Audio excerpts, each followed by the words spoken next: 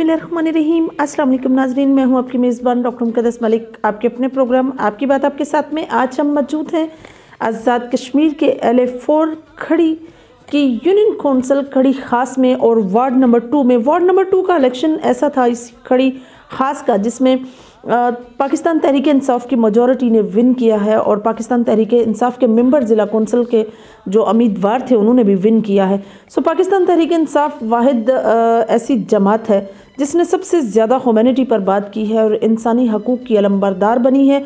आप भी जानते हैं उसकी सबसे बड़ी एग्जाम्पल आज़ाद कश्मीर में बिला तफरीक किसी भी घराने को ये जाने बगैर कि ये ओवरसीज़ हैं या कितना खाता पीता घर है वहाँ हेल्थ कार्ड का अजरा करना। मैं समझती हूँ कि ये बहुत ऐसा अमल था जिसने लोगों के दिल मोह लिए, दिल जीत लिए और हेल्थ के हवाले से लोगों को फैसिलिटेट भी किया गया। वार्ड नंबर 2 की एक अहम शख्सियत जो न्यू मुंतखब जनरल कौंसलर हैं पाकिस्तान तहरीक इंसाफ के, वो हमारे साथ मौजूद हैं। कमर इकबाल उनका नाम है। मैदान किस तरह से मारा उन्होंने, किस तरह से विन किया, आइए उनसे बात करते हैं। प्लान क्या है, किस तरह से डिलीवर करेंगे अपनी वार्ड को, वार्ड के अंदर सबसे बड़ा मसलों में देखा जाए तो मसाइल क्या हैं, और साथ ही हम बात करेंगे उनके आइंदा आने वाले लाया अमल पर। और सबसे बड़ी बात यूसी के चेयरमैन कौन होगा, क्या चेयरमैन के वो उम्मीदवार हैं या क़यादत उनके साथ किस तरह से कोऑपरेट करेगी। तो आइए नाजरीन आपकी मुलाकात कमर इकबाल साहब से करवाते हैं जो वार्ड नंबर 2 खड़ी खास से जिन्होंने विन किया है। अस्सलाम वालेकुम जी, कैसे हैं आप? वालेकुम सलाम जी, अल्लाह का शुक्र है। सबसे पहले तो आपका शुक्रिया और आपकी सारी टीम का जो यहाँ हमारे गांव में तशरीफ़ लाई है, आपका बहुत बहुत शुक्रिया और आपको वेलकम कहते हैं जी। बहुत शुक्रिया, थैंक यू सो मच। साथ ये है कि जिस तरह से आपने सियासत का आगाज़ किया, अमली सियासत का आगाज़ किया। अमली सियासत थोड़ी सी मुश्किल है, लोगों को मोटिवेट करना, काउंसलिंग करना, जिस तरह से आपका ओहदा भी जनरल काउंसलर का है। सियासत में आकर कैसा महसूस कर रहे हैं आप? बहुत अच्छा महसूस कर रहे हैं जी। हमारे इलाके के लोगों ने बहुत कोऑपरेट किया है, मेरे अहले मोहल्ला ने, और बहुत सपोर्ट किया है इसमें। और इंशाल्लाह मैं भी उनकी उम्मीदों में पूरा उतरूँगा और जितने भी मेरे इलाके के मसाइल हैं इंशाल्लाह उन पे पूरा काम करेंगे हम। बहुत अच्छी बात। क्या मंशूर दिया था आपने अपनी यूनियन कौंसिल को, आपकी नई वार्ड नंबर 2 को? जिस तरह से आप जानते हैं कि इमरान खान साहब ने पूरे पाकिस्तान के लिए, आज़ाद कश्मीर के लिए एक मैनिफेस्टो बताया था। वाहिद पार्टी है जिसने अपना मंशूर जो है वो डिलीवर किया था। क्या मंशूर दिया आपने? सबसे पहले जी, जब मैं पहली दफ़ा यहाँ पे इलेक्शन खड़ा हुआ मैं, तो जब वोटिंग लिस्ट मेरे पास आई थी तो उसमें सबसे ज़्यादा तादाद जो थी वो औरतों की थी वोटों में। और औरतों के मसाइल के बारे में यहाँ पे कोई भी सियासतदान बात करने को तैयार नहीं है। तो मैंने यही मंशूर दिया अपने इलाके की औरतों के लिए कि सबसे पहले इंशाल्लाह हम लोग यहाँ पे एक जच्चा बच्चा सेंटर का जो है वो स्टार्ट लेंगे और अपनी मदद आपके तहत इंशाल्लाह करेंगे। अगर हुकूमत की उसमें कोई सपोर्ट ना भी हुई तो हम अपनी मदद आपके तहत अहले इलाका की मदद से इंशाल्लाह यहाँ पे हम स्टार्ट करेंगे। और दूसरा जो सबसे बड़ा यहाँ पे हमारा मसला था, सफाई का था। यहाँ पे कोई म्यूनसिपल सर्विस तो है नहीं जैसे कि मीरपुर में है या बाकी बड़े शहरों में है। तो यहाँ पे घरों का जो भी कचरा है या जो भी गंद है, हर घर यही कोशिश करता है कि अपने घर से उठा के बाहर फेंक दे। तो उस पर मैंने ये अवेयरनेस देना शुरू किया है कि हम लोग इंशाल्लाह यहाँ पे एक जो है बिन कलेक्शन सर्विस जो है वो शुरू करेंगे और हर घर से कचरा कलेक्ट करके महीने में कम से कम 2 से 3 दफ़ा हम लोग ये सर्विस देंगे उनको और इसकी कोई चार्जेस नहीं लेंगे हम लोग। और ये भी इंशाल्लाह हम लोग अपनी मदद आपके तहत करेंगे। बहुत अच्छी बात, बहुत अच्छा प्लान आपने दिया। आप जिस तरह से आपने प्लान की बात की, मैनिफेस्टो की बात की, इसको डिलीवर करने में आप जो ऑर्गेनाइजेशन बनाएंगे, जो टीम बनाएंगे, कितनी हद तक आपको लगता है कि लोग आपको इसमें सपोर्ट करेंगे? इंशाल्लाह ये मैं अपनी तरफ से बात नहीं कर रहा कि ये मेरा अहले मोहल्ला जो है सारा माशाल्लाह काफ़ी कोऑपरेट है और उनकी इस सलाह से सबसे मशवरा करने के बाद ये मैंने ऐलान भी किया था और ये हम लोग इस पर काम भी करेंगे। बहुत अच्छी बात। आप जिस तरह से चेयरमैन के उम्मीदवार आप भी हो सकते हैं, कोई और भी हो सकता है। चेयरमैन की सिलेक्शन पर बात आ रही है, 25 तक इंशाल्लाह ताला ये मे भी यहाँ हो जाएगी। तो कमर साहब आपको क्या लगता है, आप चेयरमैन के लिए करेंगे अपनी क़यादत से बात? जी, फ़िलहाल तक तो कोई इरादा नहीं है क़यादत से बात करने का। बाकी क़यादत जो भी फ़ैसला करेगी हम उस पर आमीन कहेंगे। और इसके लिए भाग दौड़ या कोई ऐसा कहें कि हम चेयरमैनशिप के लिए भागेंगे, कोई भी काम है वो आहिस्ता आहिस्ता स्टेप वाइज होता है। तो इंशाल्लाह ये मेरा पहला कदम है, तो इसमें जितना मैं लोगों को डिलीवर कर सकूँगा मैं कोशिश करूँगा। और बाकी रही चेयरमैनशिप की बात, वो क़यादत के फ़ैसले के ऊपर है। बहुत अच्छी बात। पाकिस्तान तहरीक इंसाफ के साथ रहनुमाई, मोहब्बत, डिवोशन या पार्टी के साथ वफादारी का जो आप अलमबरदार हैं, ये खुद से आपके दिल में पैदा हुई या किसी शख्सियत की कंसर्नेशन की वजह से?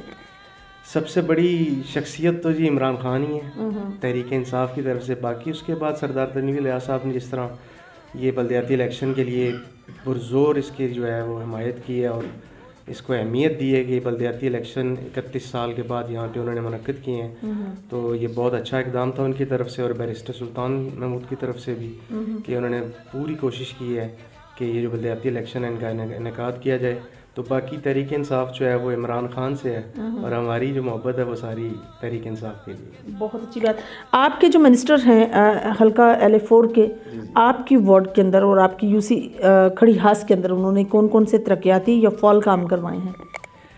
जी, वज़ीर बरक़ियात हैं, उन्होंने बिजली के काफ़ी काम करवाए हैं यहाँ पे। और सबसे बड़ा जो मैं समझता हूँ कि उन्होंने लैडी पुल जो काफ़ी अरसे से अपनी तकमील तक नहीं पहुँचा था, उन्होंने अपनी हुकूमत में उसको कंप्लीट किया है और इसका इफ्तिताह कर दिया है। और बाकी जो चेचियाँ रोड है उसको भी कंप्लीट किया है उन्होंने।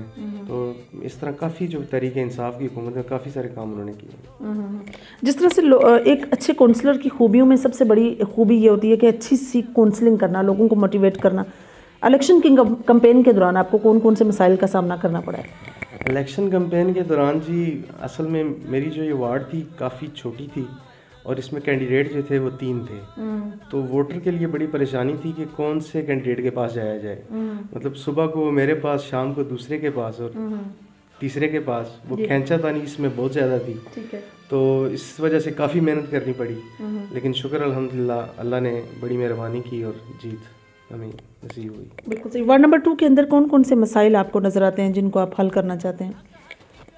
सबसे बड़े मसाइल तो मेरे लिहाज से जो सेहत का है, पूरी सिर्फ वार्ड 2 के अंदर नहीं, मैं इन 7 वार्डों की बात करूंगा कि हमारे पास अरसा 50 साल से सिर्फ एक हेल्थ छोटी सी डिस्पेंसरी है और आबादी हमारी देखी जाए तो कम से कम 10,000 आबादी है, जिसमें एक छोटी सी डिस्पेंसरी जिसमें वो भी 12 बजे तक के बाद बंद हो जाती है और उसके बाद हर बंदे को मीरपुर भागना पड़ता है किसी भी तिब्बी मसले के लिए। ठीक है। तो सबसे बड़ा मसला मेरी नज़र में तिब्बी है और सेहत के हवाले से है। इस पे पुरजोर हम इंशाल्लाह काम करेंगे। आपकी पाकिस्तान तहरीक इंसाफ की जितनी भी टीम थी उसने विन किया है।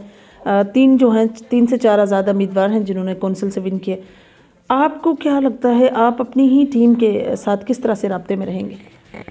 जी, अपनी टीम के साथ माशाल्लाह हम लोग अभी भी राब्ते में हैं। डेली मुलाकातें होती हैं, जितने भी वार्ड मेंबर्स हम लोग विन किए हैं, यहाँ हम इकट्ठे बैठते हैं, मसाइल के बारे में बात करते हैं और जो विन नहीं भी कर सके हमने उनको भी साथ अपने टच में रखा हुआ है कि उनसे उनके मसाइल के बारे में बात करते हैं कि इंशाल्लाह जो भी आगे पार्टी का लाए अमल होगा हम उस पर अमल करेंगे। लास्ट में आप अपने वार्ड के लोगों का किस तरह से शुक्रिया अदा करेंगे? जिस तरह से आपने कहा कि 3 उम्मीदवार थे और तीनों को के पास जाना और बड़ा डिफ़िकल्ट था उनको फैसला करना किसको वोट किया जाए, किस तरह शुक्रिया अदा करेंगे?